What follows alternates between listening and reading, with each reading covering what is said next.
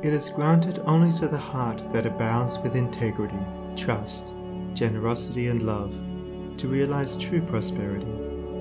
The heart that is not possessed of these qualities cannot know prosperity, for prosperity, like happiness, is not an outward possession, but an inward realization. The greedy man may become a millionaire, but he will always be wretched, and mean, and poor, and will even consider himself outwardly poor, so long as there is a man in the world who is richer than himself, whilst the upright, the open-handed and loving will realize a full and rich prosperity, even though their outward possessions may be small. He is poor who is dissatisfied, he is rich who is contented with what he has, and he is richer who is generous with what he has. When we contemplate the fact that the universe is abounding in all good things, material as well as spiritual, and compare it with man's blind eagerness to secure a few gold coins or a few acres of dirt, it is then that we realize how dark and ignorant selfishness is. It is then that we know that self-seeking is self-destruction. Nature gives all, without reservation, and loses nothing. Man, grasping all, loses everything. If you would realize true prosperity, do not settle down, as many have done, into the belief that if you do right, everything will go wrong. Do not allow the word competition to shake your faith in the supremacy of righteousness. I care not what men may say about the laws of competition, for do I not know the unchangeable law, which shall one day put them all to rout, and which puts them to rout even now in the heart and life of the righteous man?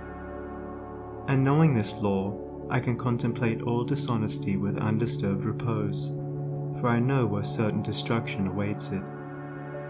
Under all circumstances, do that which you believe to be right, and trust the law. Trust the divine power that is immanent in the universe, and it will never desert you, and you will always be protected.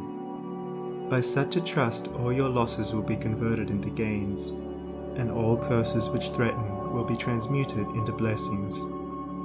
Never let go of integrity, generosity, and love, for these, coupled with energy, will lift you into the truly prosperous state. Do not believe the world when it tells you that you must attend to number one first, and to others afterwards. To do this is to not think of others at all, but only of one's own comforts. To those who practice this, the day will come when they will be deserted by all, and when they cry out in their loneliness and anguish, there will be no one to hear and help them. To consider oneself before all others is to cramp and warp and hinder every noble and divine impulse. Let your soul expand, let your heart reach out to others in loving and generous warmth, and great and lasting will be your joy, and all prosperity will come to you. Those who have wandered from the highway of righteousness guard themselves against competition. Those who always pursue the right need not to trouble about such defense. This is no empty statement. There are men today who, by the power of integrity and faith, have defied all competition, and who, without swerving in the least from their methods, when competed with, have risen steadily into prosperity, whilst those who tried to undermine them have fallen back defeated. To possess those inward qualities which constitute goodness is to be armored against all the powers of evil, and to be doubly protected in every time of trial. And to build oneself up in those qualities is to build up a success which cannot be shaken, and to enter into a prosperity which will endure forever. The white robe of the heart invisible is stained with sin and sorrow, grief and pain, and all repentant pools and springs of prayer shall not avail to wash it white again.